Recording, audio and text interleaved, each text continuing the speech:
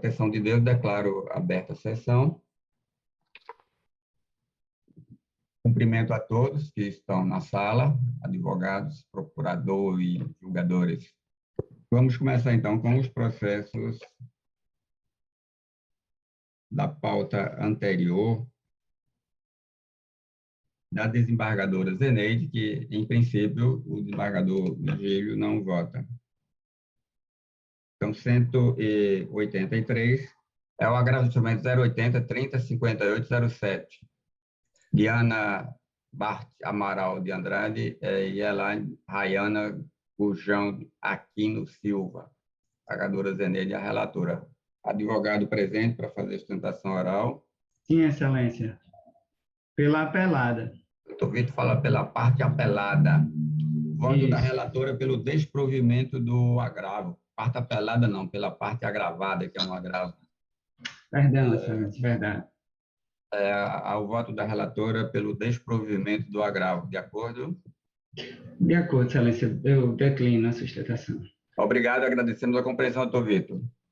Obrigado, bom dia a todos. Bom dia. Processo 184, também um agravo, 080 66 42 89, Globocart Limitada ME, VF Diniz Comércio de Ótica, Eireli, EPP. Pagadora Zeneide, a relatora. Algum advogado para sustentar neste processo? Nenhum advogado presente. Processo julgado. 185, a apelação 0100 712 50, município de Triunfo, Potiguar e Banco Bradesco S.A. Pagadora Zeneide, a relatora. Algum advogado para sustentar neste processo? Excelência, estou presente pelo Banco Bradesco, o apelado. Doutor Arnaldo. Isso.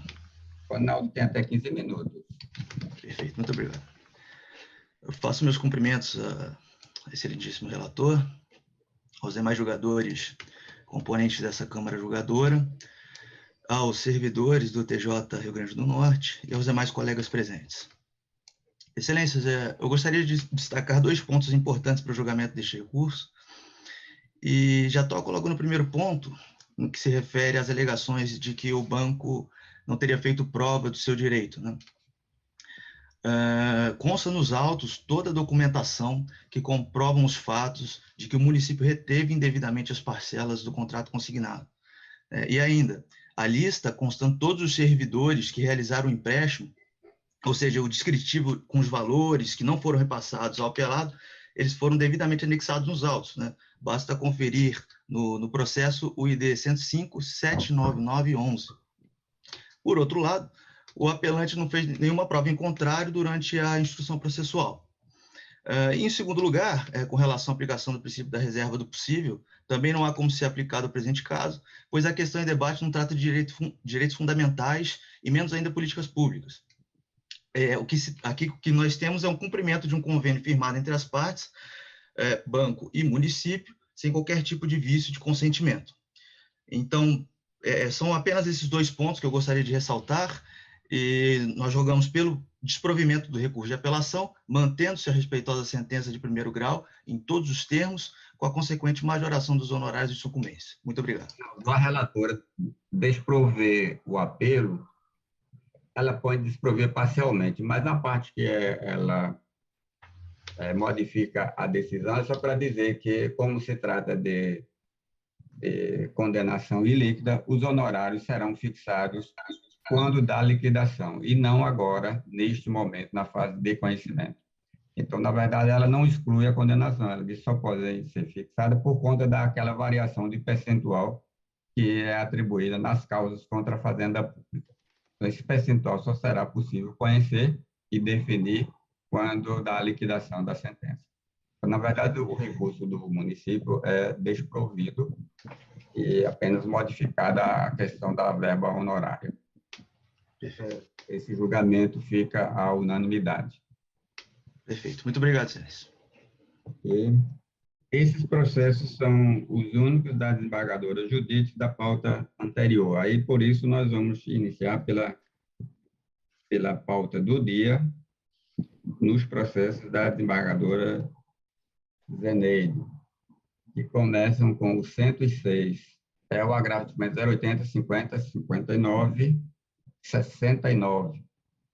Guilherme Bornai Batista e a PEC, Sociedade Potiguar de Educação e Cultura, desembargadora Zeneide e a relatora. Algum advogado para sustentar neste processo?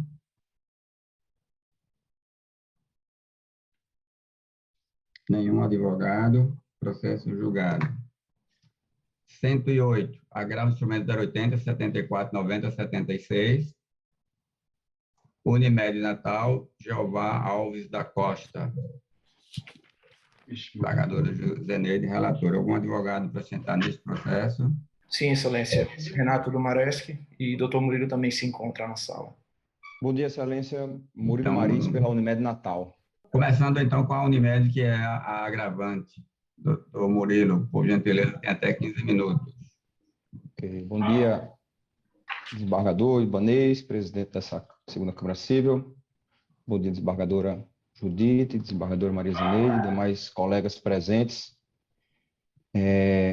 O agravo do instrumento se insurge contra a decisão proferida pelo juízo da 14ª Vara Civil, que, após a homologação de um acordo celebrado entre as partes, Unimed e Jeová, aplicou, sob a alegação de descumprimento do acordo, uma multa que estava prevista na liminar proferida ainda no juízo de primeiro grau, quando o processo estava na fase inicial.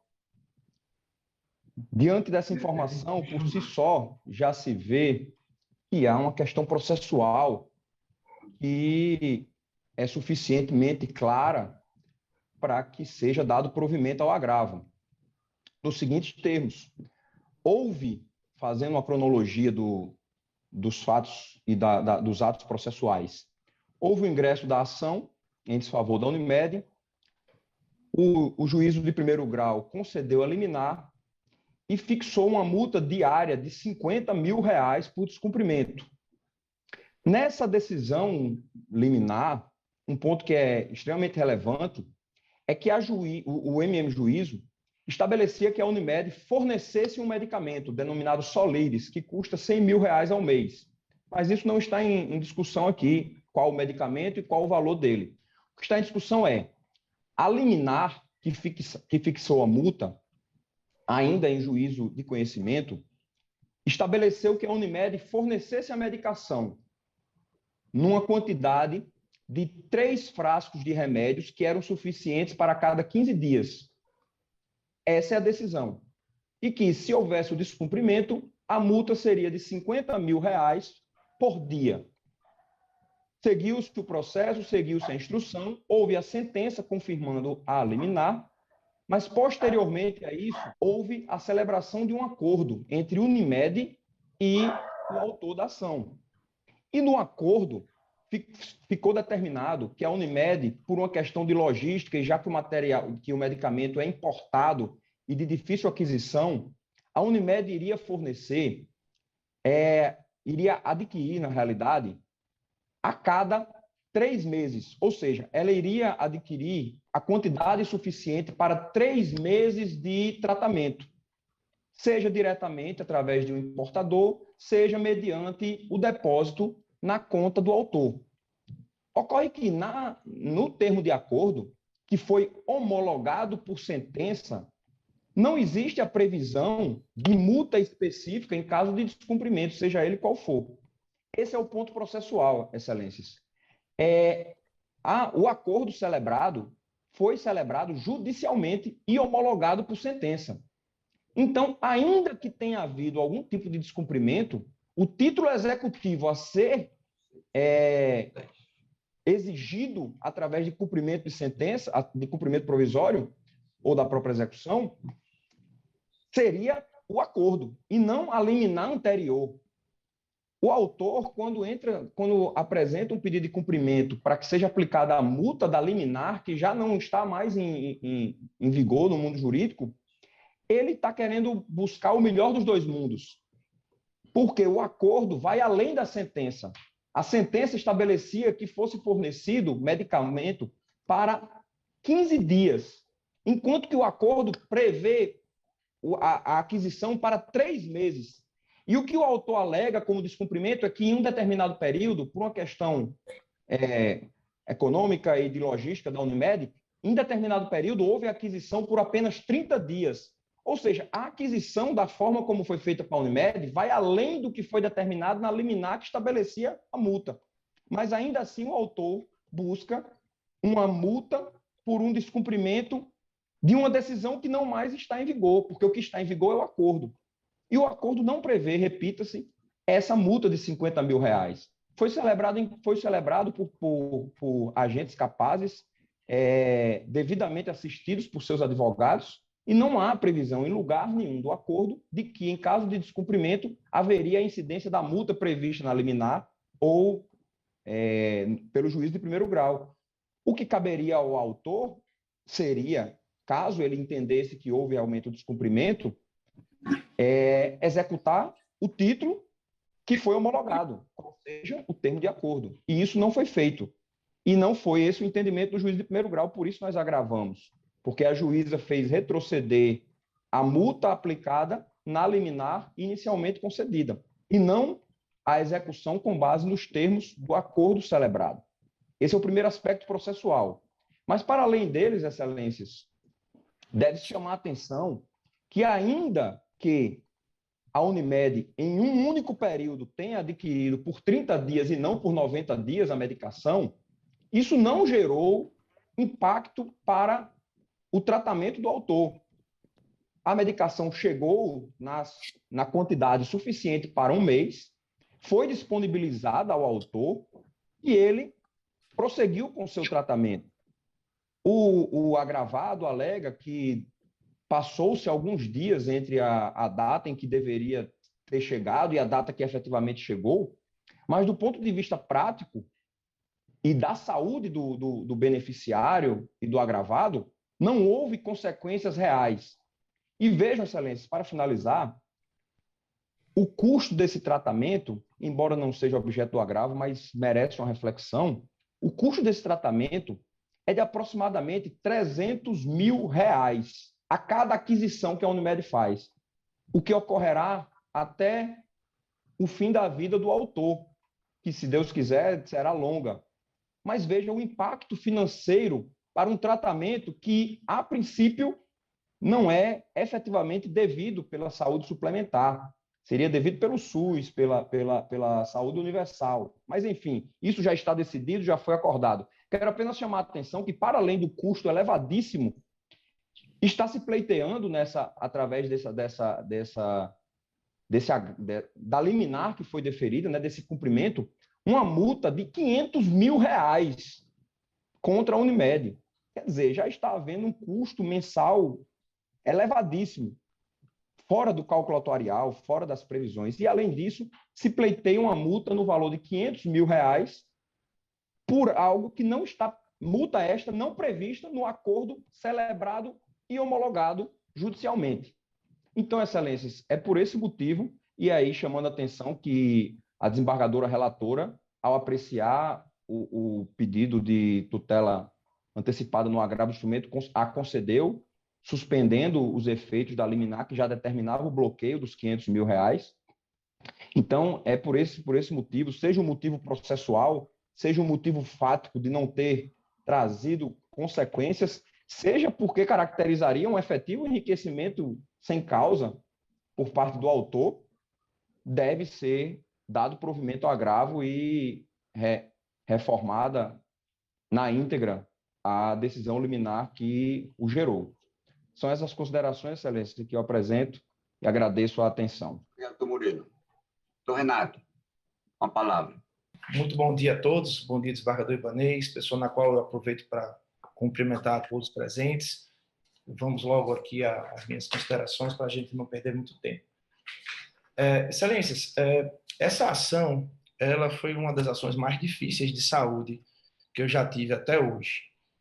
Esse cidadão, que é o autor, o senhor Jeová Alves, ele tem uma doença raríssima chamada hemoglobinúria paroxística noturna. O que é isso? É uma doença que causa uma mutação nas células-tronco e a pessoa passa a não conseguir mais produzir os glóbulos vermelhos, ou produz em baixíssima quantidade. Por causa disso, a pessoa passa a ter anemia, a pessoa passa a ter problemas de sangue, problemas venosos, são vários os sintomas, falta de ar, trombose no cérebro, trombose no abdômen. Então, assim, é uma doença terrível. E já esse medicamento, esse Soliris, é um medicamento que já é reconhecido como de altíssima eficácia, inclusive até mesmo pela Comissão Nacional do SUS, também entende que esse medicamento tem eficácia comprovada.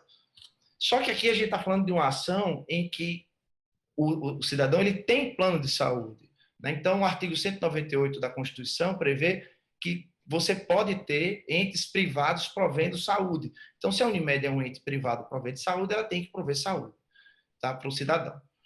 E o juízo do primeiro grau, quando demos entrada nessa ação, concedeu a liminar para que houvesse a compra do medicamento mês a mês.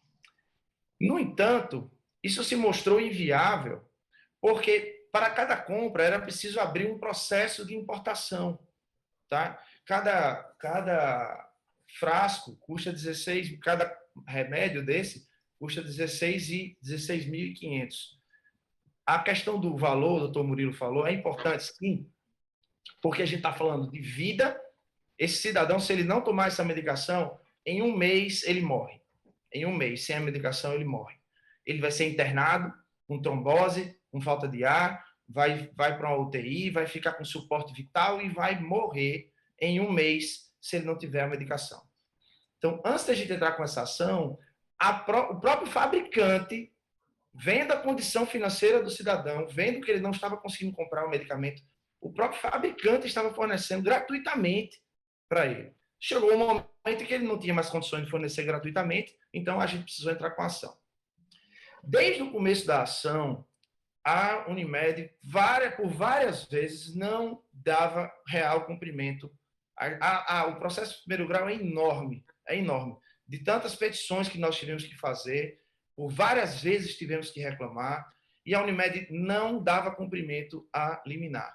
Chegou a juntar um pedido de orçamento, dizendo que tinha comprado a medicação, o que não é verdade, e o cidadão, desesperado, em tempo de morrer, porque não estava conseguindo a medicação, só não morreu porque no Rio Grande do Norte só tem 6 pessoas com essa doença.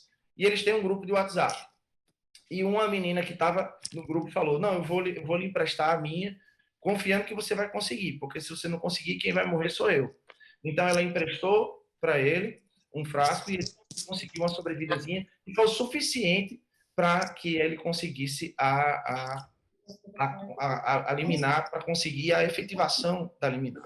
Então, no processo inteiro, a gente teve dificuldade com essa questão. Era uma espada de Damocles. A gente passava o tempo todo desesperado se ele ia conseguir ou não ia conseguir a medicação. Veio a sentença foi condenatória, a sentença confirmou a liminar, tá certo? Então, é preciso que se esclareça isso. Não houve acordo homologado e o acordo encerrou o processo. Não. Houve uma sentença condenatória, tá? Que inclusive está sendo objeto de apelação. A gente ainda vai ter o julgamento da apelação dessa sentença aqui. De ambas as partes apelaram. Nós apelamos por causa dos honorários e a Unimed apelou por causa do mérito. Tá? Então, a sentença foi completamente procedente, inclusive condenando em danos morais.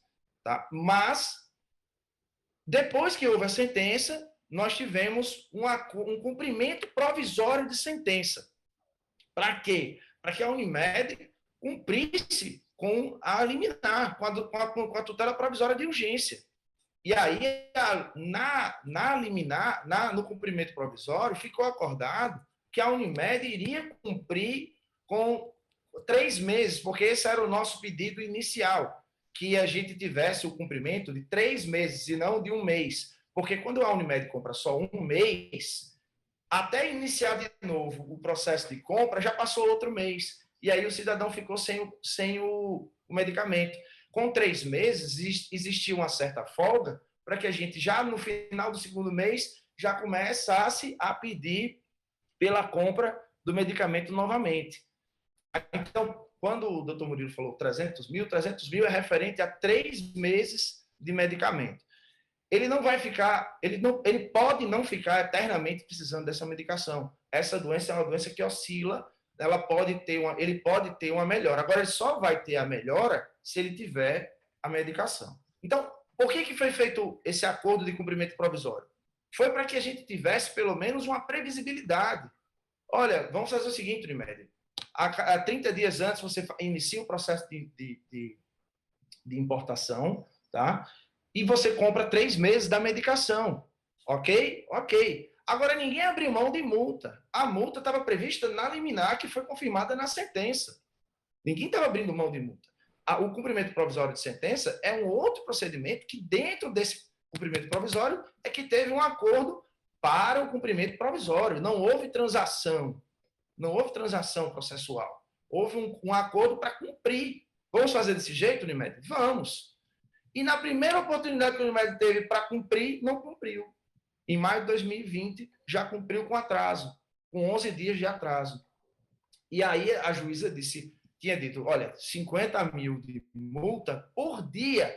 Por quê? Porque a vida do cidadão está em jogo. Um dia que ele fica sem a medicação é crucial para ele. E a Unimed atrasou 11 dias logo na primeira transação, na primeira compra. Então, quando a Unimed fez o pedido de acordo, quando a gente fez o acordo no cumprimento provisório, era para que a Unimed pagasse, pelo menos, essa primeira compra que ela não cumpriu. Então, a quitação era relativa a essa primeira compra. A gente não pode dar quitação para as compras que ainda não existiram no futuro. Mas isso é óbvio. Se era um trato sucessivo, como é que eu vou fazer um acordo dizendo assim, Unimed, olha, a gente abre mão aqui da multa, certo? A gente tem uma multa de 50 mil por dia, mas a gente abre mão, inclusive, para as compras futuras. Então, a Unimed vai dizer, beleza, então agora eu posso atrasar as compras que eu quiser, né? Porque eu não vou receber mais multa. Isso não tem cabimento, né? Isso não tem o menor cabimento. Então, o que aconteceu foi, a gente fez a transação no cumprimento provisório, deu quitação para a primeira compra nessa transação, e de lá para cá a Unimed já atrasou mais 3 vezes. E cada vez que ela atrasa, a gente fica aqui em tempo de enlouquecer, porque a gente fica, meu Deus do céu, vai comprar ou não vai comprar? Vai depositar ou não vai depositar? O que a juíza fez? Mandou bloquear. Porque se não fizer isso, esse cidadão vai morrer. Só isso. E olha, esse valor dessa multa é irrisório para a Unimed. A Unimed faturou, em 2020, 1,1 bilhão de reais. O presidente da Unimed declarou que o lucro da Unimed em 10 meses de 2020 foi de 100 milhões de reais. Lucro. E eu tenho isso em vídeo, se quiser eu mostro agora. Então, a vida desse cidadão está em risco por causa da desídia no cumprimento que se repetiu, tá? Que se repetiu. E esse valor de 500 mil, perto do valor da causa e perto da vida desse cidadão, e perto do faturamento e do poder econômico que a Unimed tem, é um valor considerado até muito módico, até mesmo para a Unimed é irrisório, tá? Então a gente pede para que esse valor, essa medida de suspensão dada pela desembargadora Zeneide seja revista, que o bloqueio seja mantido, tá? Não vai ser agora, o pagamento da multa não vai ser agora, o bloqueio vai ser só para garantir o pagamento da multa, porque a gente ainda vai ter o julgamento de mérito, e só no final, depois que julgar tudo, é que nós vamos ter a aplicação da multa, tá? Que para esse caso é um valor muito módico para o que a gente está tratando aqui. Pela atenção de todos, muito obrigado e muito bom dia. Bom dia. O voto da relatora é pelo provimento do agravo, confirmando a medida liminar. Os demais concordam com a relatora, julgamento à unanimidade, recurso provido. O processo 121 já foi anunciado, são embargos de declaração, não comportam sustentação oral. O 125 é a apelação 084-180366. Unimed Rio Grande do Norte, Federação das Sociedades Cooperativas de Trabalho Médico, e Carlos Felipe Cruz da Costa e outros. Relatoria desembargadora Zeneide. Algum advogado para sustentar neste processo? Nenhum advogado, processo julgado. Desembargador Virgílio acabou de chegar na sala. Muito bom dia. Seja Bom dia, bem-vindo, amigo. presidente. Bom dia a todos e a todas. Virgílio, nós adiantamos um pouco os trabalhos, mas os processos da desembargadora Zeneide, que Vossa Excelência não participa da votação.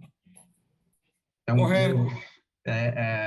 coincidentemente, o último chamado foi esse, que acabei de anunciar, Vossa Excelência chegou a tempo. Então, vou dizer, Vossa Excelência sequer atrasou. Então, vamos começar agora os processos com a presença de Vossa Excelência. E aí, retomamos a pauta anterior. A desembargadora Zeneide tem o processo 170 e 171. Esses dois processos, a desembargadora anunciou que são conexos e julgará em conjunto. Desembargadora Judite. Judite, desculpa, desembargadora Zeneide.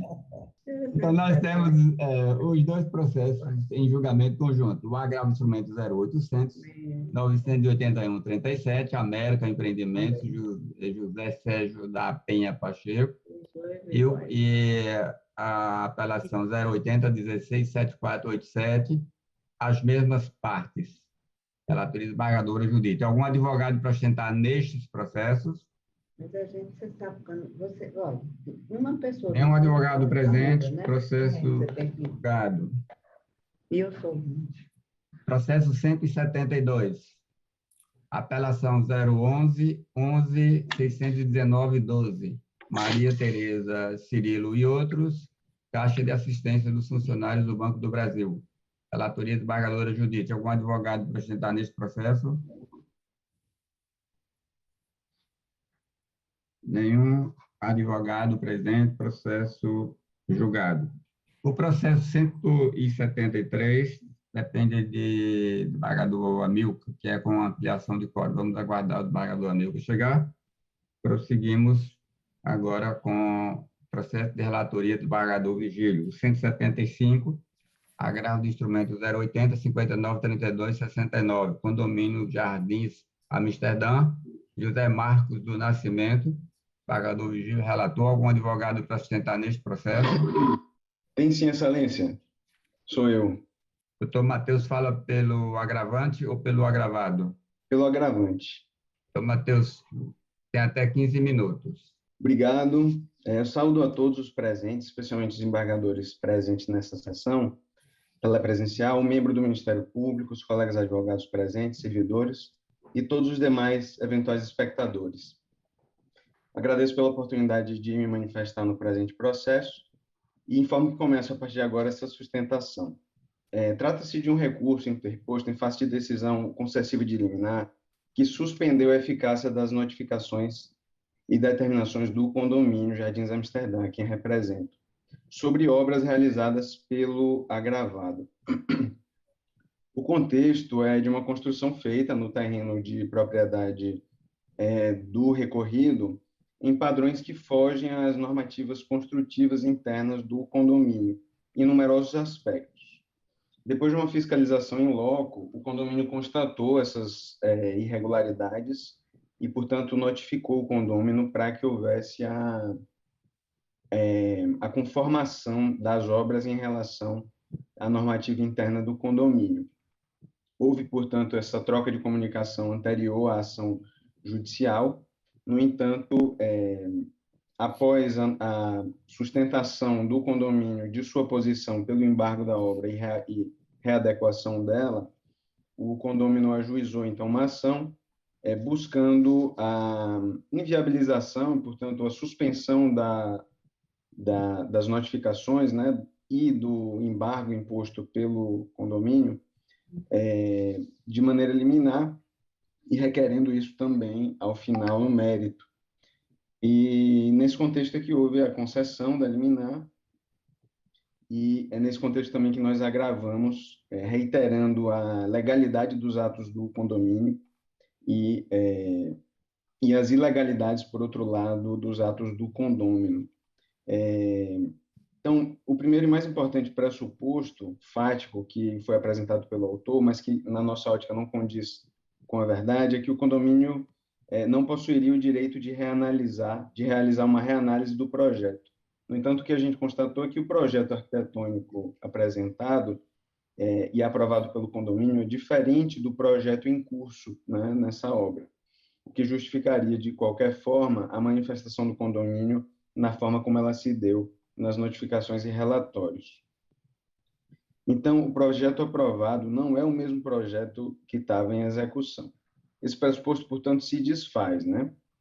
E nas notificações a gente solicita essa conformação de acordo com o manual do construtor e com o regimento interno. É uma prerrogativa inalienável do condomínio notificar o condômino, apresentando na ocasião um relatório técnico e apontando e explicando os problemas encontrados na obra e a necessidade de correção. Então, a gente justifica nesse ponto as notificações e relatórios encaminhados que respeitam as normas internas do condomínio. Não há, portanto, uma abusividade do direito do condomínio de exigir que seus condôminos respeitem as regras construtivas impostas pela coletividade para a coletividade, né? E aí, considerando esses critérios, que a gente entende que esse agravo deve prosperar, né? O condomínio, portanto, estava às cegas nesse presente caso, porque não sabia, até porque o condômino ainda não havia apresentado o projeto, né? Em que medida o projeto tinha sido modificado. E pior, o condômino apresentou antes à prefeitura, a Secretaria de Obras de Parnamirim, o projeto, a novidade que foi acrescentado no projeto, e depois para o crivo do condomínio, sendo muito claro no regimento interno da coletividade que, na realidade, você primeiro precisa apresentar o projeto ao condomínio para que ele aprove, e, em aprovando, que submeta, então, ao poder público para a análise das regras construtivas impostas ao território do município. E aí houve uma subversão dessa lógica, apresentou-se primeiro lá e depois ao condomínio. E é nesse sentido que a gente, portanto, já concluindo, entende que se impõe que a decisão que concede a liminar pleiteada pelo recorrido seja cassada por completo, a fim de que as notificações e relatórios técnicos voltem a ser impostos e a fim de que a prerrogativa do condomínio, né, de fiscalizar e de impor as regras, as suas normativas internas, volte a ser respeitada. Por essas razões, a gente requer a cassação da decisão agravada com acolhimento do pedido, mantendo-se para todos os efeitos a validade das notificações e relatórios por esse agravante, por seus próprios termos. É isso. Obrigado, Matheus. O voto o voto do relator pelo desprovimento do agravo. Os demais concordam, Sua Excelência, o julgamento é a unanimidade, recurso desprovido. Ok, obrigado. Obrigado. 176 é o agravo do instrumento 0.068/69. Maria Odete de Farias Pereira e Francisco Félix Pereira. Embargador Virgílio, relator. Algum advogado para fazer sustentação? Sim, Excelência, Isabel Fernandes vai sustentar por Maria Odete de Farias Pereira. Maria Odete é a apelada ou a apelante? A apelante, desembargador. Vossa Excelência tem até 15 minutos, doutora Isabel. Bom dia a todos os desembargadores, aos colegas que se fazem presente. Bom, nós estamos a apresentar recurso de apelação por Maria Odete de Farias Pereira. Trata-se de uma ação em desfavor, na realidade, em razão da decisão de primeiro grau, ter indeferido o pedido de alimentos e ter excluído da partilha de bens alguns imóveis, né, bens que foram constituídos durante a união e que são bens comuns e que devem ser partilhados. No que diz respeito aos alimentos, nobres desembargadores, eu gostaria de chamar a atenção que nós estamos a pedir alimentos para uma senhora que levou toda a sua vida, dedicou toda a sua vida ao lar, à criação dos filhos e aos cuidados da família.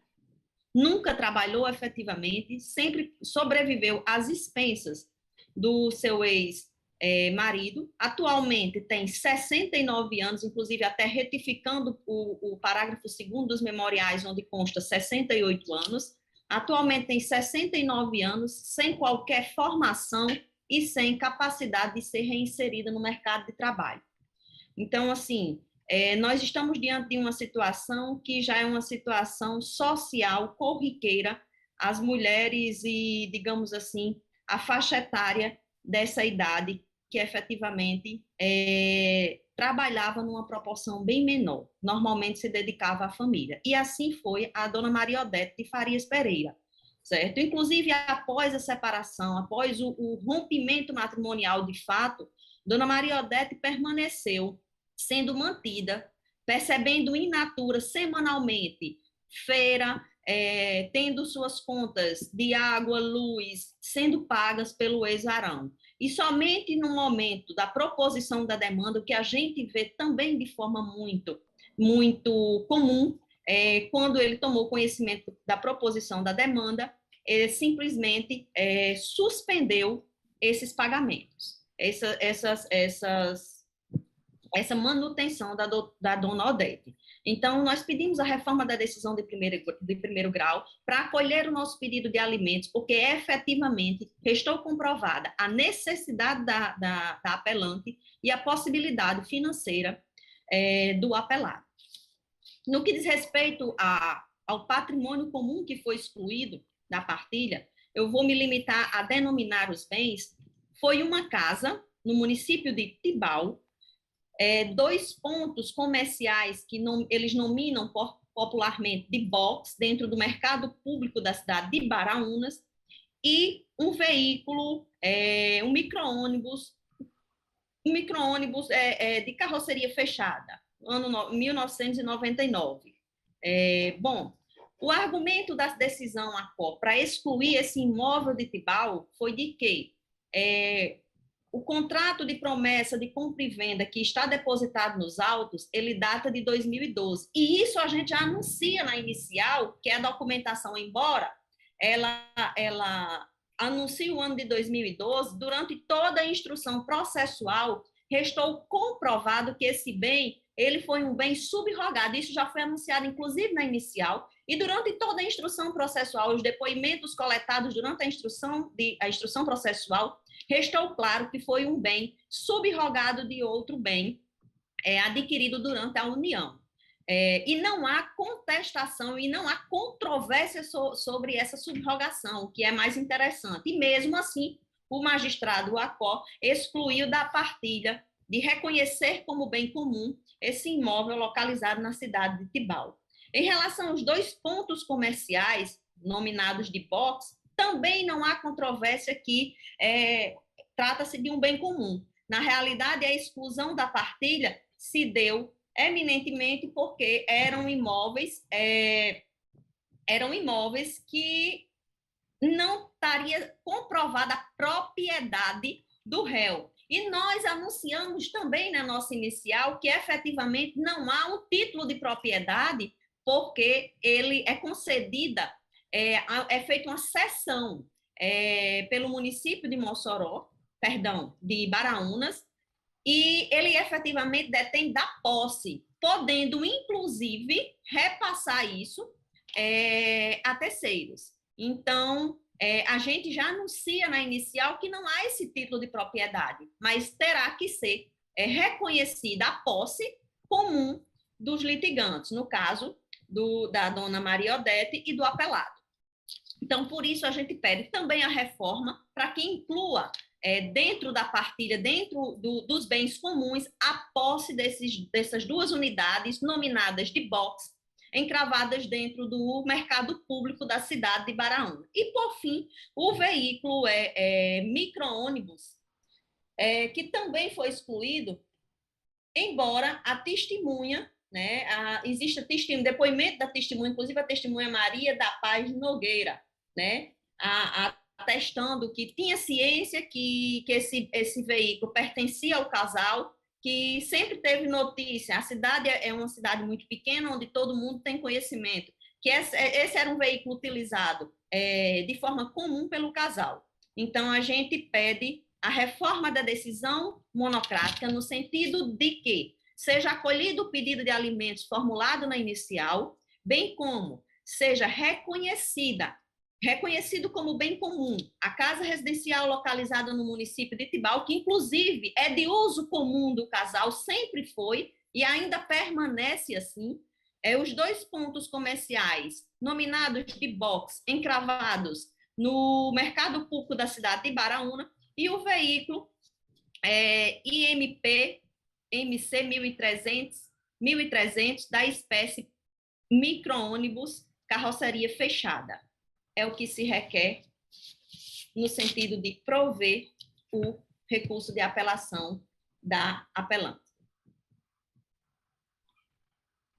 E, por conseguinte, só complementando, nobre desembargador, o reconhecimento da inversão do ônus sucumbenciais integralmente para condenar o apelado a suportar o ônus sucumbencial na integralidade. O voto do relator é pelo desprovimento do apelo. Os demais julgadores concordam, Sua Excelência, o recurso desprovido à unanimidade.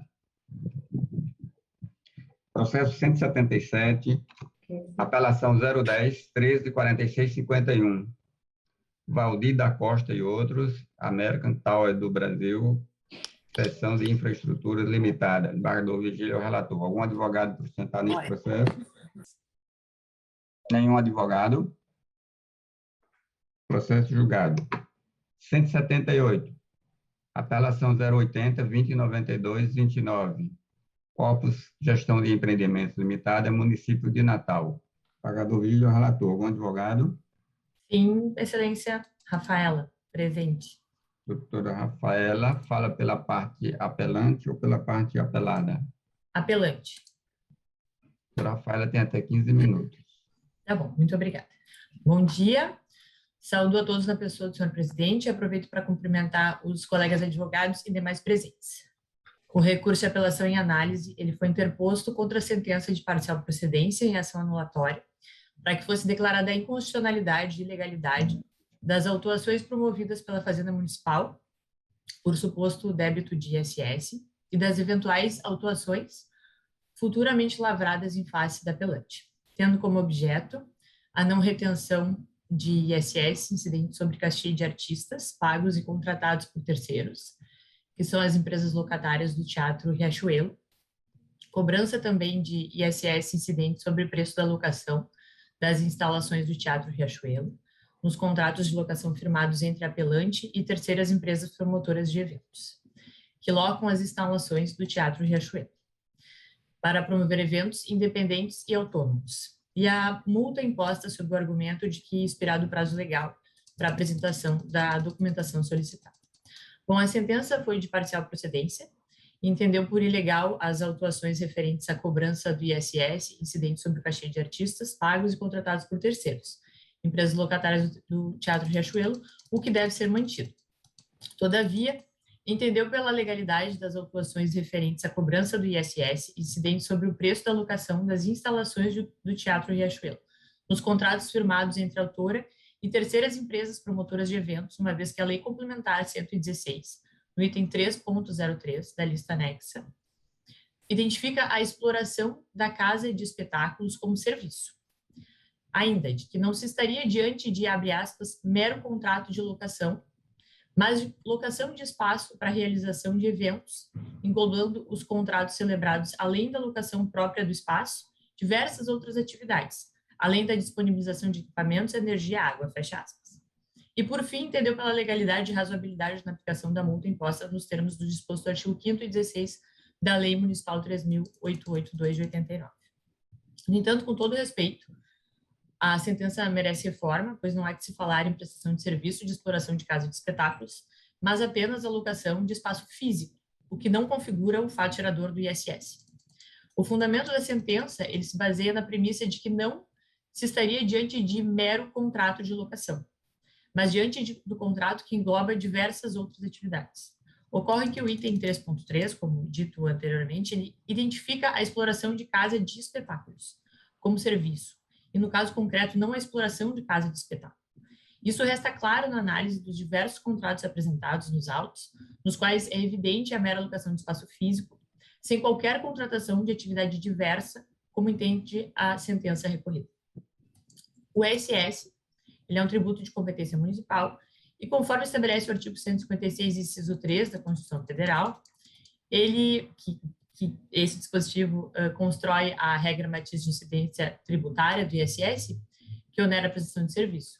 E por prestação de serviço, entende-se a obrigação de fazer algo em benefício de outra pessoa, criando uma utilidade antes inexistente e tendo em contrapartida uma remuneração.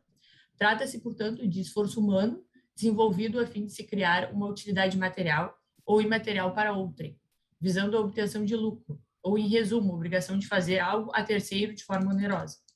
E a doutrina não deixa margem para dúvida, porque o ISS implica necessariamente um fazer, uma prestação resultante de obrigação de fazer. E como entende Geraldo Ataliba, abre aspas, é a prestação resultante de obrigação de fazer, porque definido como prestação decorrente de fornecimento de trabalho e esforço humano, com conteúdo econômico, em caráter negocial e sob regime de direito privado, fecha aspas. Ou seja, é um esforço de pessoas desenvolvido em favor de outro, um serviço realizado para alguém. Portanto, o ISS só pode incidir sobre obrigações de fazer. E no caso concreto, não há qualquer prestação de serviço por parte da apelante, quem apenas cede espaço físico para que o locatário realize os eventos, de forma que não é possível a incidência do ISS sobre esses valores, pois são de locação e não de prestação de serviço. Para rechaçar quaisquer dúvidas sobre a não incidência de ISS na discussão travada, ressalta-se que a hipótese de incidência tributária, ela necessariamente pressupõe a existência do critério material, do critério espacial e temporal. E se não for possível identificar qualquer dos critérios acima apontados, não há configuração de hipótese de incidência tributária. Logo, não há concorrência de fato gerador, portanto, não há que se falar em cobrança de tributo. E no presente caso, não existe o critério material, pois não ocorre em momento algum prestação de serviço. Ou seja, não há obrigação de fazer. O que ocorre no caso em análise é a mera locação do Teatro Riachuelo. Ou seja, estamos falando de locação, portanto, não é obrigação de fazer, mas em obrigação de dar. Ora, o locador, ele tem a obrigação de entregar ao locatário o bem objeto do contrato, viabilizando assim o seu uso e tão somente isso. O entendimento acerca da não incidência de ISS sobre a locação de bens é uníssono nos tribunais superiores, tanto é que foi editada a súmula vinculante 31, que assevera que, abre aspas, é inconstitucional a incidência de imposto sobre serviços de qualquer natureza e ISS sobre operações de locação de bens móveis, fecha aspas. Em que pese a mencionada súmula, ela se refere à locação de bens móveis, os argumentos jurídicos que levaram à sua edição são plenamente aplicáveis à locação de bens imóveis, como foi demonstrado nas razões recursais, inclusive com precedente recente do STJ.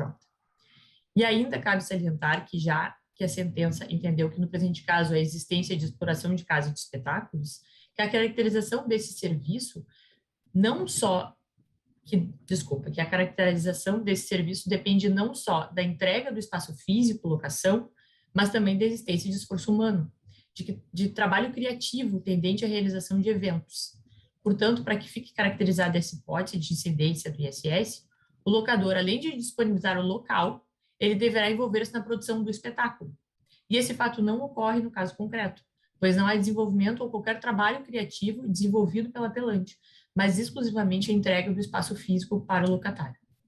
Outro ponto relevante é o fato do precedente citado na sentença, que fundamentou a improcedência do pedido, esclarecer exatamente o que se afirmou anteriormente, que o item 3.03 da lista de serviços não autoriza a tributação de qualquer contrato de locação, mas apenas de contrato que envolver simultaneamente o serviço de organização de eventos, festas, recepções e buffets. E tanto é assim que o precedente apontado pela sentença ele foi modificado após a oposição de embargos de declaração. Inclusive, no acórdão há destaque para o seguinte trecho, abre aspas, repise-se, não cabe ISS em simples contrato de imóvel. Percebe-se que no precedente apontado, reconheceu-se a inexistência da prestação de serviço do item 3.03, na medida em que não havia prestação de serviço de organização de eventos, mas tão somente locação de espaço. Nota-se, então, que, paralelamente à locação, havia a prestação de serviço de hotelaria, o que por si só não é suficiente para descaracterizar a locação e atrair a incidência do item 3.03. Disso se extrai que a exploração de casa de espetáculos, discutida nestes autos, depende da existência de serviço de organização de eventos, ou seja, o precedente apontado pela sentença apelada justifica, na verdade, a procedência do pedido da apelante, na medida em que não há, no caso concreto, qualquer organização de eventos por parte da apelante nas hipóteses de locação do Teatro Riachuelo. E corroborando com todo o exposto até aqui, pela análise dos contratos juntados nos autos, constata-se que a apelante, nas locações, obriga-se apenas à entrega do local. A realização dos eventos, por sua vez, é atribuição exclusiva dos locatários do Teatro Riachuelo. Por fim, é imperativo ressaltar que as multas aplicadas variam de 50% a 200%, ou seja, são desproporcionais e confiscatórias, e esse é o entendimento do STF. E quanto às multas por não apresentação de documentos, mais descabidas ainda, pois é impossível que a apelante apresentasse os contratos de cachê de artistas, uma vez que não foi a apelante quem contratou os tais artistas, pois os mesmos foram contratados pelas empresas locatárias do Teatro Riachuelo. Portanto, óbvio que a apelante não tinha imediatamente em sua posse os documentos requeridos. A apelante não pode ser penalizada por não apresentar documento que não tinha em sua guarda, residindo aí a ilegalidade da multa aplicada. Embora a empresa apelante tenha requerido as prorrogações a tempo e a modo, sob o argumento de que as documentações solicitadas diziam respeito às responsabilidades de terceiros, produtores e artistas, o que dificultou a sua obtenção, pois envolviam pessoas e empresas de diversos estados da federação, o município apelado ignorou o requerimento e autuou o apelante com base nos artigos 15 e 16 da Lei 3.882 de 89, ferindo de forma direta os princípios da ampla defesa e do contraditório. Ressalta-se ainda que, na medida em que a apelante não é responsável pela obrigação principal, retenção e recolhimento de ISS, incidente sobre cachê de artistas, não há que lhe atribuir responsabilidade pela obrigação acessória de apresentação dos respectivos documentos. Portanto, mais um motivo pelo qual deve ser reformada parcialmente a sentença.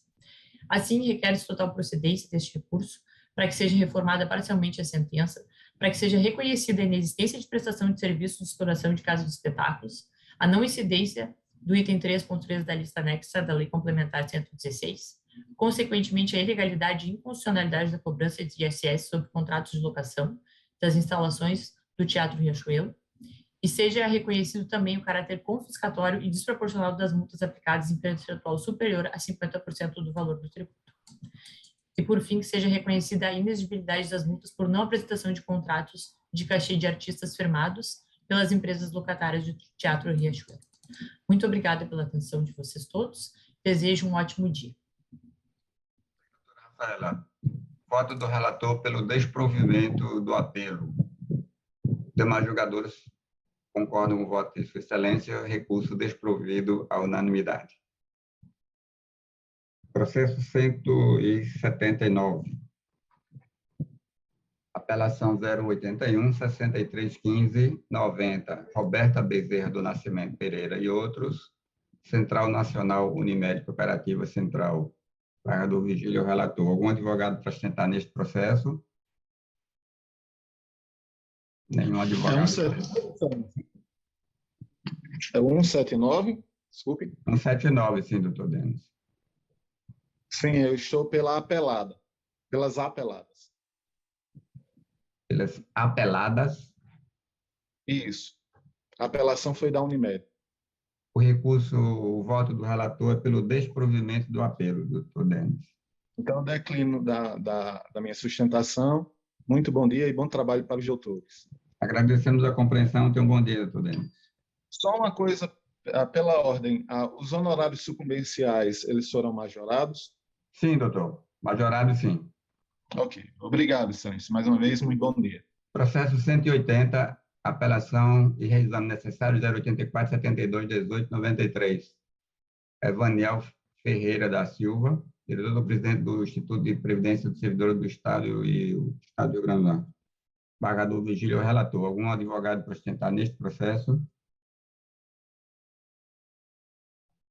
Nenhum advogado, processo julgado. 187. Apelação 081 60 10 96. Telemar Norte e Leste S.A. Armando Denis Câmara. Sou o relator. Algum advogado para sustentar neste processo? Nenhum advogado, processo julgado. Da pauta anterior, está pendente apenas o que depende de ampliação de quórum. Continuamos a aguardar. Processo da pauta do dia, o número 8, primeiro. Processo agravo de instrumento 080 7290 69, Zacarias Garcia da Silva Júnior e Unimed Natal. Relatoria, desembargadora Judite. Algum advogado para sustentar neste processo? Olá, bom dia. Isso, meu nome é Lorena, vou sustentar nesse processo. Falando pela agravante... É a Unimed Natal. Pela Unimed Natal. Isso. E é a parte agravada? Isso. O voto da relatora é pelo desprovimento do agravo. De acordo? Declina. De acordo, declina. Agradecemos a compreensão. Doutora Lorena, tenha um bom dia. Obrigada, bom dia. Processo 112, aliás, 0, apelação 0000-835-38, Edna Rodrigues da Cruz, Antônio Pereira da Silva, desembargadora Judite, relatora. Algum advogado para sustentar neste processo? Nenhum advogado, processo julgado. 14, apelação 0100-544-38, José Lopes da Silva e Companhia Energética do Rio Grande do Norte, COSERN e outros. Algum advogado para sustentar nesse processo? Sim, desembargador. Marliete, pelo apelante. Pelo apelante. Vossa Excelência, até 15 minutos, doutora Marielle. Bom dia a todos, senhores desembargadores, senhoras desembargadoras, excelentíssima senhora relatora, senhores advogados e advogadas presentes, bom dia e agradeço pela possibilidade de estar falando neste processo. Esse processo ele tem um certo tempo, já de 2014, ele é proveniente da cidade de Jardim de Piranhas. O cerne toda a celeuma desse processo, ele se dá quando a apelada COSERN, ela cobra na fatura mensal corrente valores pretéritos. E a gente sabe que o próprio STJ já tem julgado recorrente nesse sentido, que valores pretéritos não causaria a suspensão da energia, do fornecimento, que é o cerne da questão a COSERN buscou, por um meio não adequado, de forma que até a gente pode dizer ameaçadora, o corte de energia. Então, foi um meio que ela utilizou diverso do meio adequado, que seria o quê? Buscar a via judicial para cobrar o valor. Então, de certa forma, o apelante, se vendo numa situação de coerção, que não deveria se sentir, buscou o quê? A prestação jurisdicional. Então, a busca do poder jurisdicional é onde ele poderia buscar a proteção, e foi isso que ele fez. Então, buscou-se, por meio de uma liminar, o pagamento do valor referente ao mês, que ele entendia que era o devido, e assim o juiz ACO concedeu, e essa fatura ela foi desmembrada. E ele pagou aquele valor e houve essa discussão, e a COSERN traz toda uma discussão e busca não figurar como parte legítima no processo, e que a gente sabe que ela tem que ser considerada como parte legítima, porque tudo começou da forma que ela veio cobrar essas faturas. E salientando que foram quase 2 dezenas de pessoas, empreendedores, que tiveram esse meio inadequado para o pagamento de valores pretéritos. Então, senhoras e senhores desembargadores, a nossa busca pela reforma da decisão é justamente para tentar equacionar essa não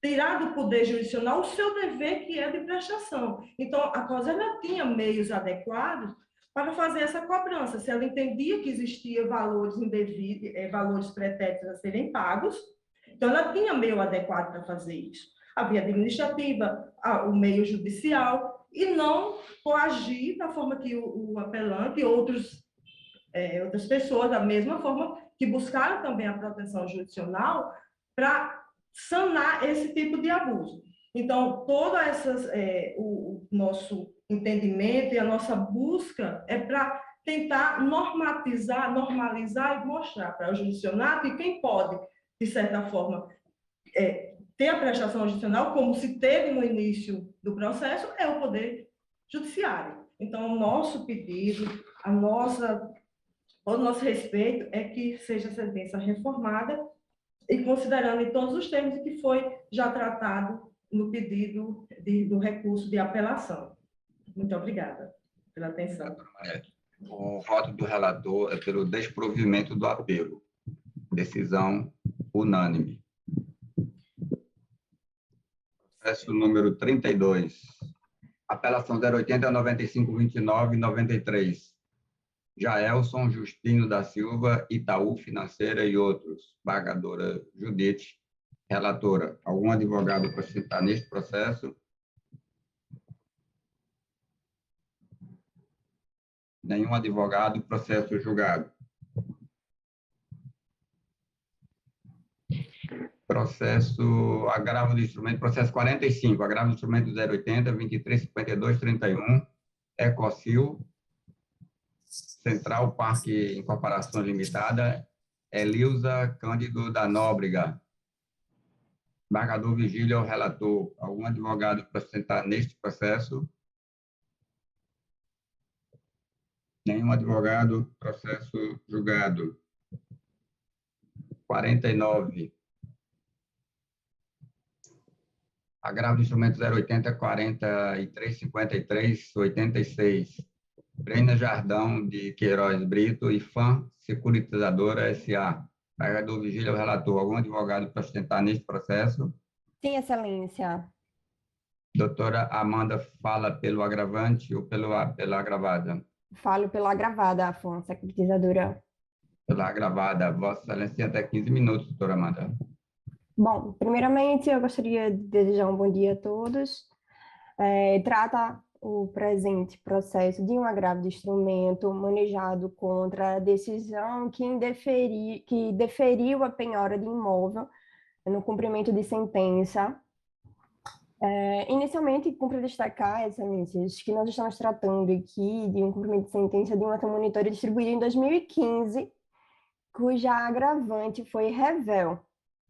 Em série de cumprimento de sentença, após as medidas constritivas restarem frustradas, descobrimos um imóvel e foi solicitada a penhora que foi deferida pelo unânime juízo. Desde então, a parte agravante se insurge contra a decisão, alegando nulidade de citação, excesso de penhora e nulidade do negócio jurídico. Em relação ao negócio jurídico, não resta a menor dúvida quanto à sua validade. Inclusive, se era pretensão da agravante discutir a nulidade do negócio jurídico, deveria ter sido feito em momento oportuno, porém, apesar de citada, deixou precluir todas as suas manifestações, surgindo-se quanto à matéria em momento inoportuno, razão pela qual toda a sua fundamentação está carente de qualquer fundamento e subsídios. Em relação ao excesso de penhora, também não merece guarida o agravo do instrumento, uma vez que os processos expropriatórios eles servem para garantir a efetividade da medida e a satisfação do débito pelo exequente. Neste momento processual, restou caracterizado já o desfazimento de bens por parte do espólio. Então, é medida de segurança que se mantenha a penhora do imóvel para que seja feito o leilão e, a partir do momento que seja verificada a existência de saldo sobejante, aí sim, após a efetivação da medida e satisfação do crédito, ser devolvida para a agravante, e não o inverso, onde você tira a penhora do bem para discutir acesso, para só depois você permitir que o exequente volte à esfera anterior para ir atrás de bens que satisfaçam a sua dívida, deixando desse modo totalmente desprotegido e à mercê da boa-fé da parte agravante.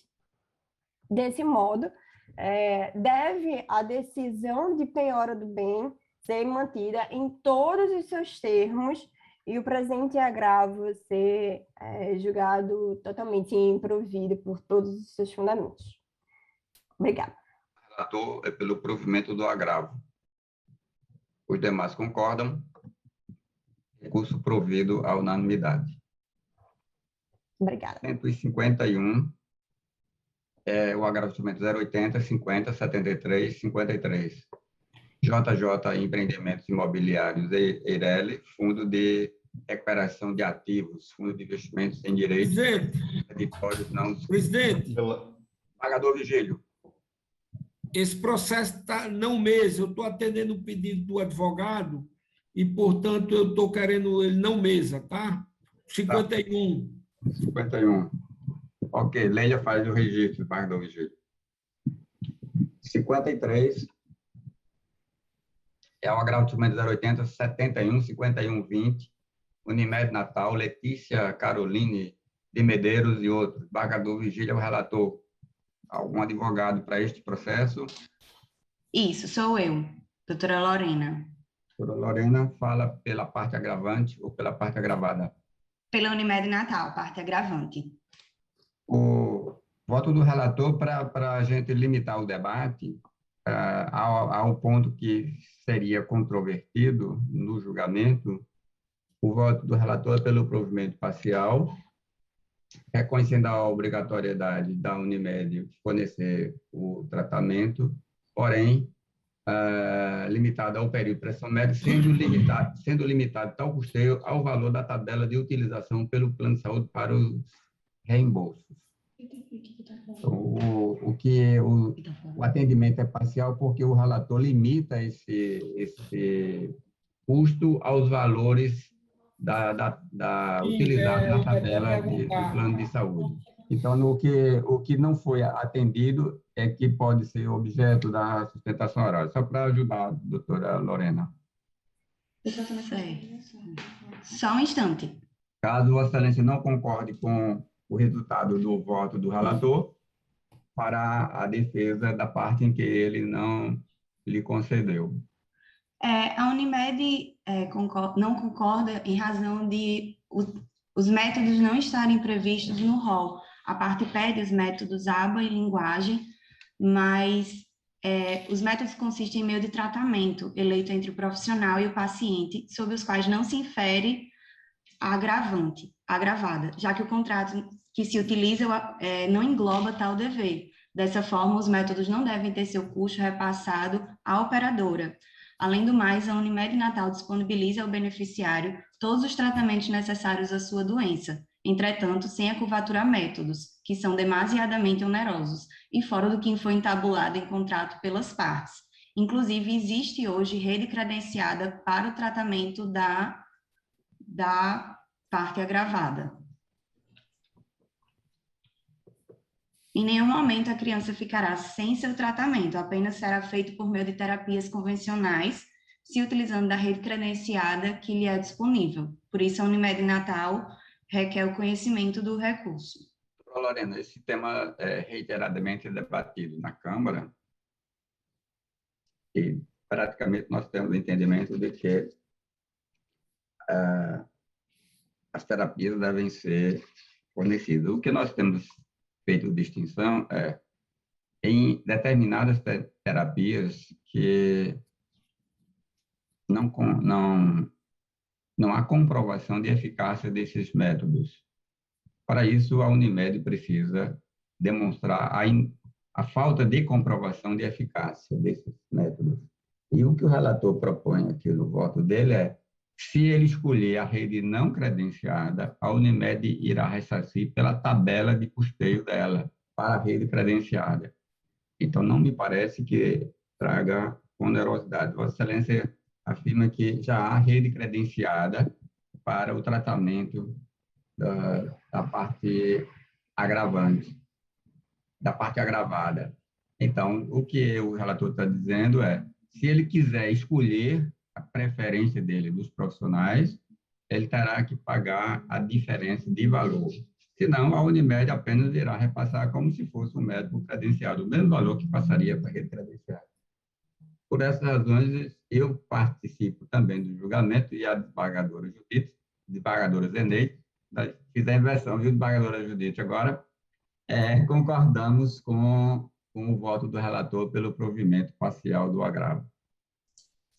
Tudo bem, Excelência. A unanimidade. Processo 66. Eu devo considerar a sustentação oral dela, da ata? Pode considerar, ela fez. Tá, obrigada. Processo 66 é a apelação 08.055/73. Heber Borges da Silva e outros. Cirela Suécia Empreendimento Imobiliário Limitada. Embargador Vigília é o relator. Algum advogado para sustentar neste processo? Nenhum advogado, processo julgado. Processo... Desembargadora Judite precisará votar neste processo, desembargadora, que há um impedimento da desembargadora Zeneide. Processo 67. Apelação 08.080/78. Estado do Rio Grande do Norte, Josué Gomes Filho. Desembargador Vigília é o relator. Algum advogado para sustentar neste processo? Nenhum advogado, processo julgado. Processo 72. Apelação 080-1083-49. Giovano César Pinheiros e Alves, e município de Tangará. Algum advogado para sustentar neste processo? Doutor Simval Salomão, advogado do apelante. Doutor Simval, bem-vindo a esta Câmara. Satisfação, presidente. Vossa Excelência tem a palavra por até 15 minutos. Tá bom, doutor. Excelentíssimo senhor relator, desembargador Vigílio Macedo, integrante da 2ª Câmara Civil do Tribunal de Justiça, presidente que muito me honra, demais advogados aqui presentes, servidores. Esse é um recurso de Giovano César Pinheiro e Alves. Desde já venho reiterar o benefício da justiça gratuita, conforme todas as provas acostadas aos autos. O presente feito versa sobre título executivo extrajudicial, com base em decisão do Tribunal de Contas do Estado do Rio Grande do Norte.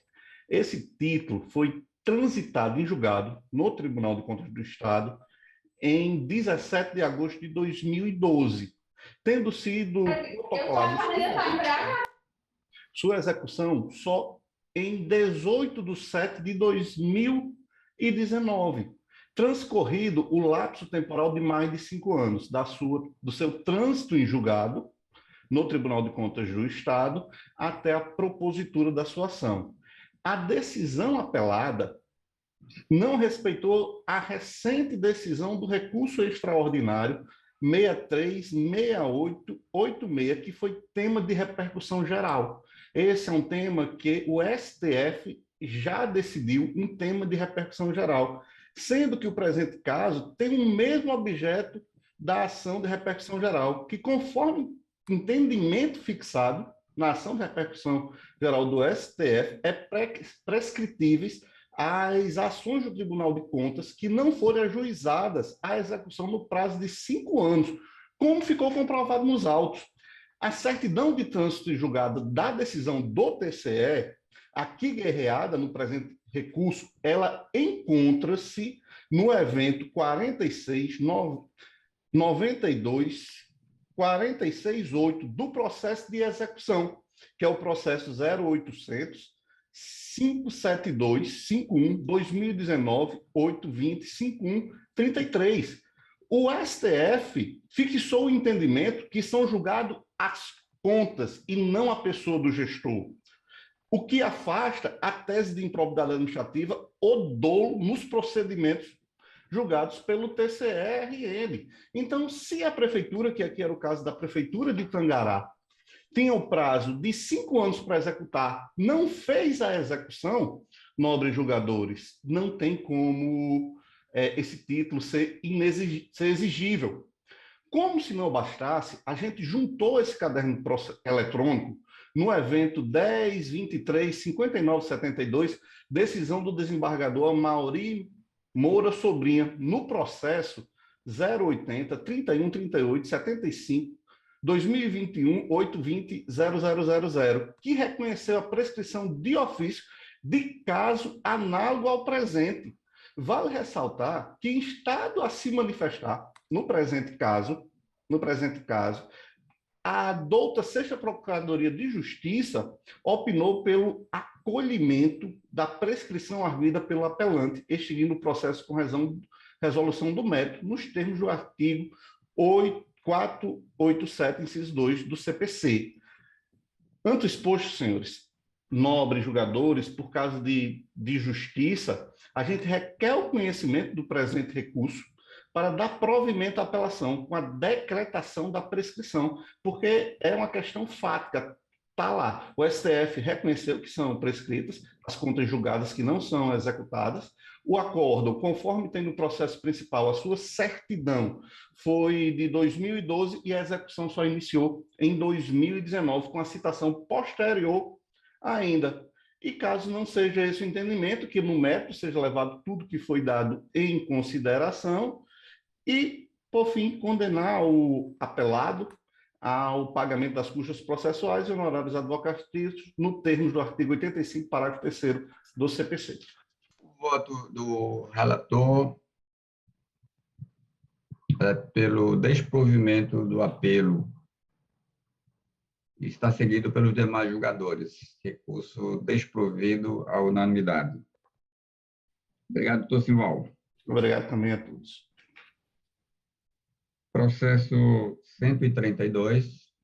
Esse processo, o agravo 080 61 28 39, Ana Nice Bezerra Gomes e outros, e a PEC, Sociedade Potiguar de Educação e Cultura. Algum advogado para ostentar neste processo? Excelência, bom dia.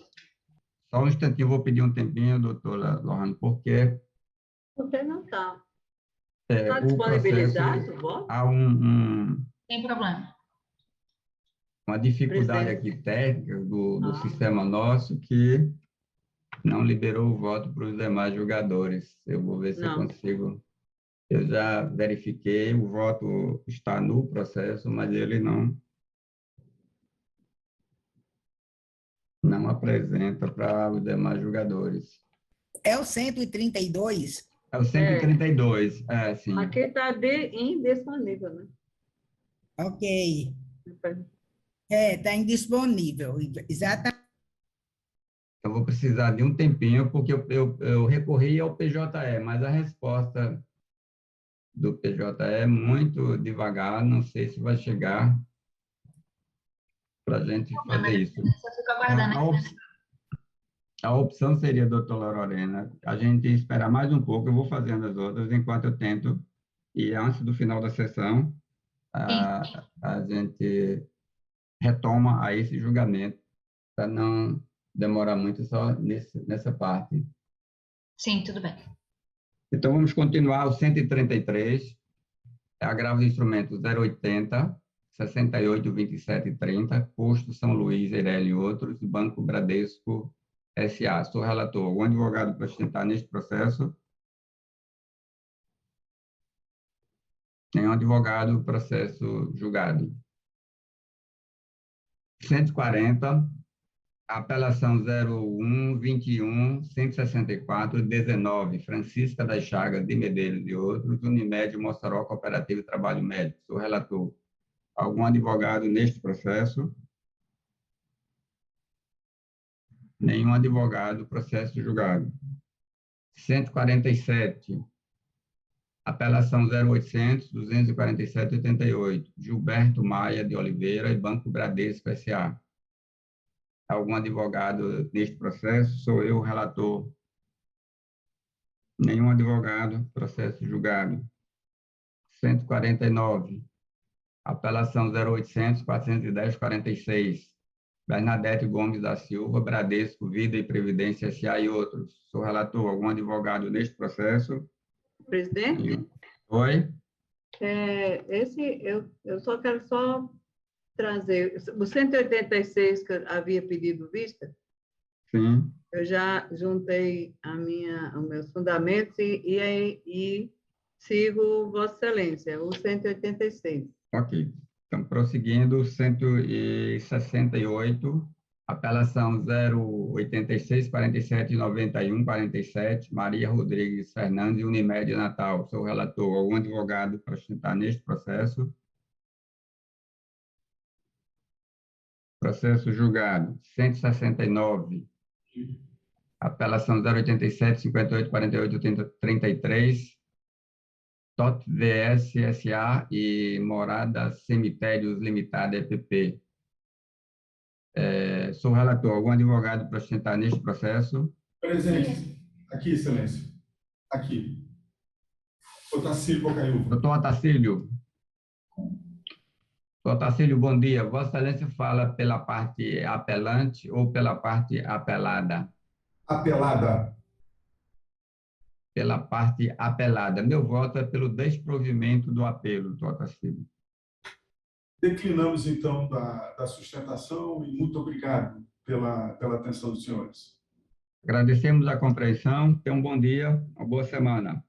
Igualmente. Prazer em vê-lo. Processo julgado à unanimidade também. Doutor Keyson, tem algum processo de Vossa Excelência que eu não tenho mais, a não ser o do quórum ampliado e aquele que eu estou com dificuldade no PJE. Só me faltam 2 para julgar. Bom dia, Excelência. Só um questionamento. O 171 da pauta, relatora desembargadora Judite, já foi julgado? 171. É uma apelação civil. Foi julgado juntamente com o 170. Certo. Poderia só dizer para mim o resultado, Excelência, por favor?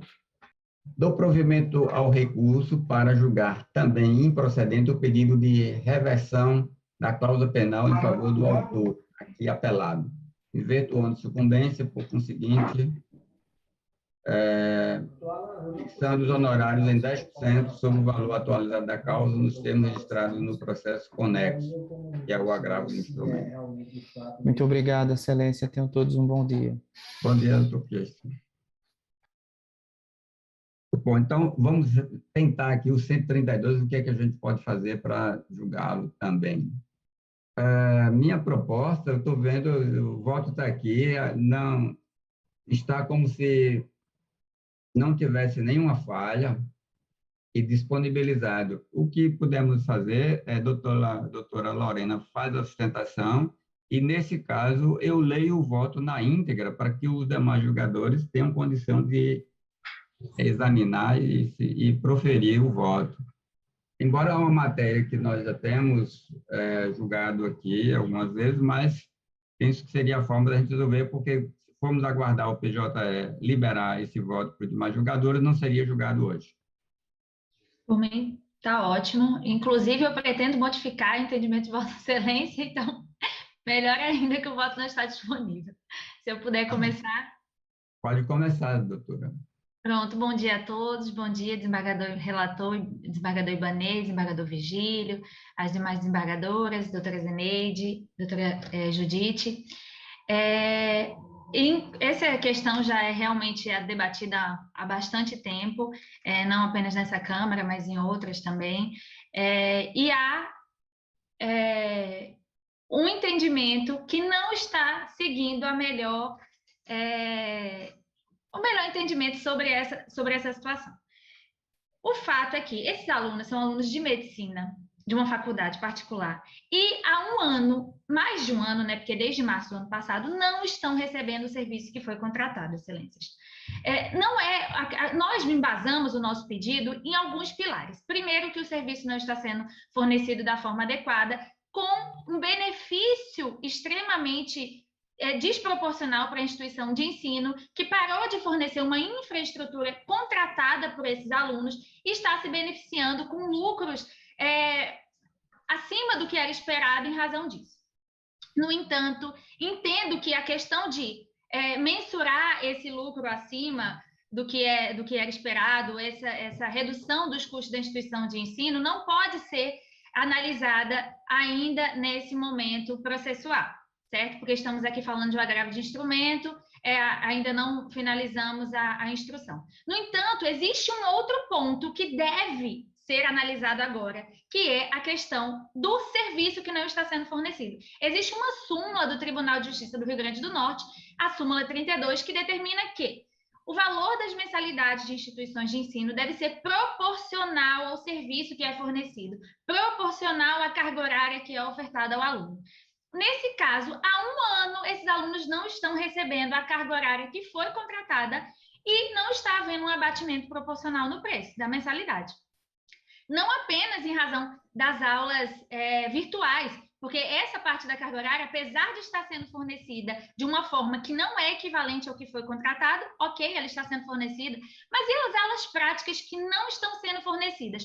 Por que esses alunos estão tendo que pagar por isso se eles não estão recebendo esse serviço?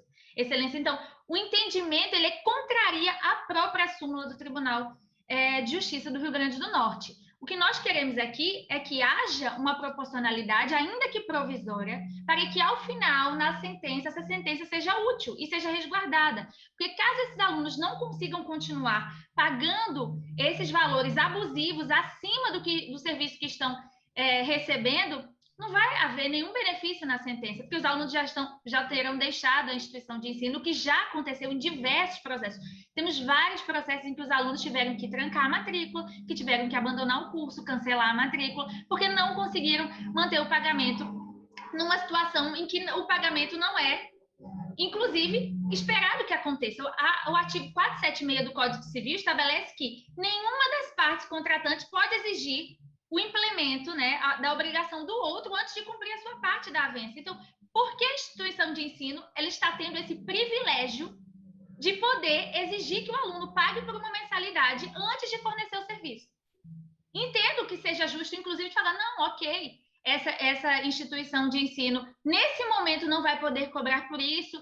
Se ela fornecer essas aulas práticas posteriormente, aí o aluno pague, ok, vamos estar tendo um equilíbrio justo da mensalidade, né? Mas determinar que esses alunos paguem, independente de receber o serviço ou não, integralmente a mensalidade, contraria todos os artigos, todos, os princípios basilares do Código de Defesa do Consumidor e do próprio Código Civil, que é você determinar que um contratante pague por um serviço que não está sendo fornecido. Vossas Excelências devem entender que, caso Vossas Excelências contratem um entregador de leite para entregar todos os dias, por 10 dias, 1 litro de leite na casa de Vossas Excelências, se esse entregador diz, olha, eu não vou mais entregar, a partir da 4ª entrega eu não vou mais entregar, é justo que Vossas Excelências continuem pagando por uma coisa que não está sendo entregue?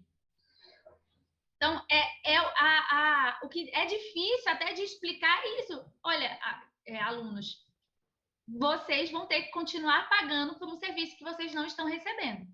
Então, o nosso pedido é isso, é para que seja revisto esse entendimento do tribunal, porque não há como justificar um pagamento por um serviço que não é realmente entregue. Ainda que futuramente a gente precise, sim, de dilação probatória para entender os custos da instituição de ensino, para defender isso, mas o fato é que o serviço não está sendo fornecido como foi contratado, nem em carga horária, nem em qualidade do ensino, mas a qualidade nós entendemos que deve ser aferida no momento mais à frente, mas a quantidade, ela está comprovada. Nós apresentamos provas nos autos do comparativo dos cronogramas anteriormente à pandemia e atualmente, e esses cronogramas simplesmente não batem. A quantidade de carga horária não está sendo fornecida de forma adequada. Então, nosso pedido é isso, para que seja revisto isso de forma objetiva, com as provas que nós já temos nos autos. Essa parte nós podemos provar, está aprovado lá a quantidade de carga horária que não está sendo fornecida a esses alunos. Então, o meu pedido, rogo para que seja julgado procedente este agravo, justamente em razão da carga horária que não está sendo fornecida. Obrigada, Excelência, pela atenção.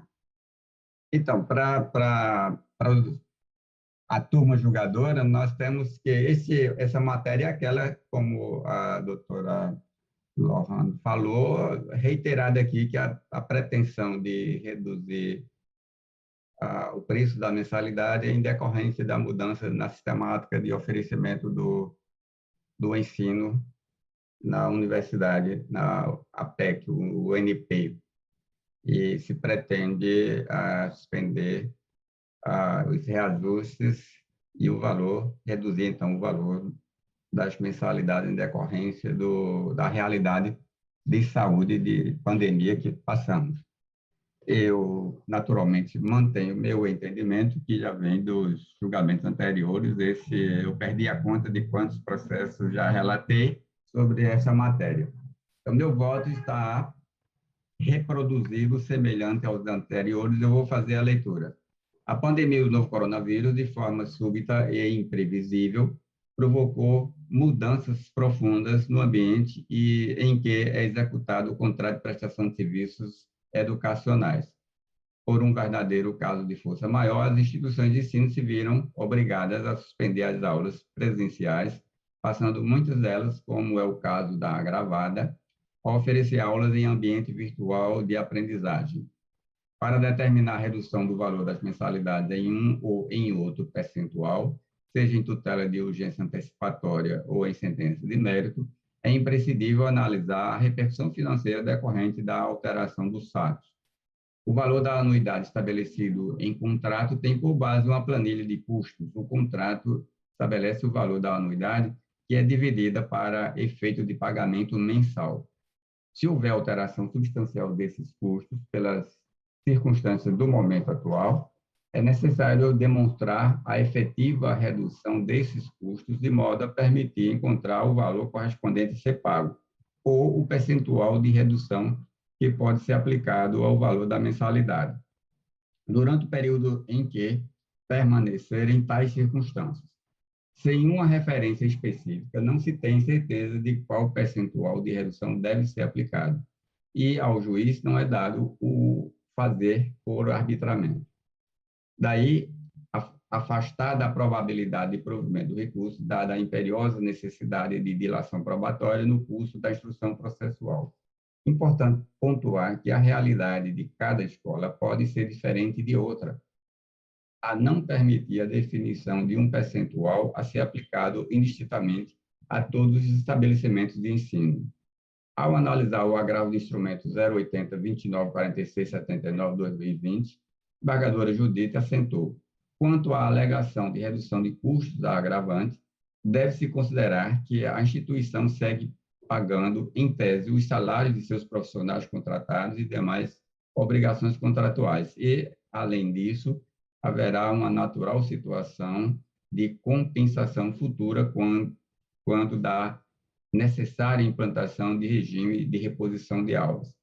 É possível afirmar, no contexto do que é registrado mais acima, que até pode haver redução de alguns custos fixos, por óbvio, mas também é natural presumir que já está havendo redução de receita e, o que parece pessoalmente mais importante, essa mensuração de eventual desequilíbrio contratual só poderá ser feita após dilação probatória e depois de período mais sedimentado do enfrentamento da vivência da crise. Prossigo eu. Há que ser considerado que a agravada é pessoa jurídica de direito privado, que conta com diversos funcionários que dependem de pagamento das mensalidades para manutenção de empregos e percepção de salários, além da manutenção do espaço físico. Posto isso, voto por desprover o recurso. Este é o meu voto, e agora vou pedir o voto da desembargadora Judite. Mantenho o entendimento para acompanhar Vossa Excelência. Desembargador Virgílio. Microfone, desembargador Virgílio. Também. Então, voto recurso agravo desprovido à unanimidade. Excelência, pela ordem, só um ponto. O ponto 1, o pedido 1 do agravo não foi mencionado. A gente pediu a exibição da planilha, que é uma de planilha. Isso o agravo não é processo de instrução, de conhecimento. Não, mas esse não é um pedido de prova, não. É um pedido autônomo, um pedido de exibição de um documento. Esse pedido deve ser feito ao juiz de primeiro grau para ele analisar lá no... Foi feito e ele negou. Nós agravamos desse, tem um tópico explicando. Sobre esse ponto, não é possível, não está lá no rol do 1015 para efeito de agravo de instrumento dessa decisão, ok? Foi pedido em tutela de urgência, ok, eu vou apresentar embargo de declaração para esclarecer, obrigada. Processo julgado, todos os processos, aliás, só temos um pendente, que é o de ampliação de código, mas eu penso que Não estou vendo se tem alguém para sustentar nesse processo. 173. 173, só para verificar se nós dependemos de presença do embargador convocado. É a apelação 084-8119-3, município de Natal e Sindicato de Servidores Públicos Municipais de Natal. Algum advogado presente? Então, nós temos a ampliação de quórum, embora essa matéria, aquela pequena divergência que há neste tipo de processo, e que já houve julgamento com quórum ampliado, e a questão ficou definida na ampliação do quórum. Penso que o convocado poderá fazer o voto não presencial, porque também não temos sustentação oral, o advogado não está presente para fazê-la. Então, nós vamos considerar que é remotamente o embargador convocado para o voto dele neste processo. E aí nós temos, então, concluído os julgamentos com sustentação oral desta sessão. Esse foi o 173, desembargador. Foi 173, esse aí que o senhor... 173, que tem ampliação de quórum, acho que é o desembargador Amilcar, o convocado. Embargador Vigílio, o 182, provavelmente está naquela mesma situação do meu, do 132, que não consta o voto de Vossa Excelência. Minha pergunta é, ele irá a julgamento ou é porque Vossa Excelência está retirando de mesa? O 182, apelação 085, 65, 79, 71. Aimoré e Fabiano da Paz Oliveira. Não consta na pauta aqui, presidente. Fátima. É o 182, é? Está na mesma situação aí do anterior, do desembargador, né? Ibanez. Está indisponível. Ibanez, esse 182 é julgado na vala comum, não tem pedido de sustentação oral, não. Não tem, não. Só o voto de embargador Vigílio, que ele está aqui como se o voto de Vossa Excelência não estivesse disponibilizado. Mas Vossa Excelência poderá ver com fato e a gente votará no decorrer da sessão. Não tem sustentação oral, realmente. Mas é só para lembrar que a gente não consegue votar porque não consta o voto como se estivesse liberado para a gente votar. Mas a assessoria resolverá. Isso aí, só para registrar o momento. Então, encerramos aqui a sessão de julgamento presencial por videoconferência. Passamos para a sessão administrativa. Na sessão administrativa, há as homenagens, porque, segundo nossa redatora, é um mês de um numeroso... uma numerosa quantidade de aniversariantes. Temos muitos aniversariantes aí, e ela vai registrar aí nossas congratulações a todos eles. Olha hoje, pronto, já é essa que falta o voto. E penso que eu gosto mais quando registro os votos de congratulações. Os votos de pesar, não gosto muito de mencionar, porque é bom que não tenhamos motivo para isso. Mas, se tiver, também faremos, Leila, isso aí. Não me consta outras questões de ordem administrativas a tratar neste momento. Então... Aqui também, ó, tá aqui, ó. Os dois não estavam falando. Embargadora Judite, na ordem administrativa, Vossa Excelência tem alguma proposição? Não, Excelência. Escutou? Está dizendo que sem proposição. Agora sim ouvimos. Embargador Vigílio. Senhor presidente, nenhuma proposição, se não me solidarizar com a relação que Vossa Excelência aí fez constar dos aniversariantes do mês e dizer uma coisa que agora, no próximo dia 14 de outubro, a Escola da Magistratura estará abrindo o MBA de Gestão Judiciária em convênio com a Fundação Getúlio Vargas. Eu farei a abertura junto com o grupo de pessoas. Eu gostaria de deixar registrado aqui que é um passo muito importante para a maturação da Escola da Magistratura porque é um curso que teve uma acolhida muito boa por parte dos juízes e dos servidores. Então, era somente esse registro que eu queria fazer em nome da direção da Escola da Magistratura. Mas, Virgílio, me lembrei agora, você falando, que hoje é o aniversário de Amilcar, então a gente esperando ele vir para participar da sessão presencial, é o aniversário dele hoje. Não é por isso que ele não veio. Então ele tá na comemoração lá, e a gente vai saber se ele está comemorando, porque ele é um cara de fazer grandes comemorações. Exatamente. Desembargadora Zeneide. Proposições. Presidente, só me solidarizar com o desembargador Virgílio com relação ao MBA. Eu fiz esse MBA, é fantástico. Abre realmente um leque de interpretações, de tudo que a gente precisa, e seria bom que realmente que todos fizessem isso. E outra que nós vamos aí fazer, junto com a escola, o Acre, agora dia 18, um grande evento aí com relação a pessoa em situação de uso abusivo, com relação a drogas, etc., que é pelo GMF, que todo dia tem uma coisa a falar, a dizer, é tortura, e agora é essa que nós vamos fazer aí 18, 19, lá pela Smart. Muito obrigada, então, seu diretor, não é, que aceita as nossas propostas de respeito de assuntos que nos interessam, principalmente a nós do GMF. Presidente, é exatamente isso que a desembargadora Zeneide disse. Os convites, desembargadora Zeneide, junto com a desembargadora Regina, lá do Acre, já foram expedidos, viu? Já foram assinados. De parabéns. Obrigado, desembargadora Judite. E esse mês ainda vamos ter, em outubro, um evento grandioso a partir do nosso tribunal, do GMF, para o país inteiro, sobre custódia e etc. E também, em novembro, já está aí alinhado, 11 e 12, tudo lá em face do GMF.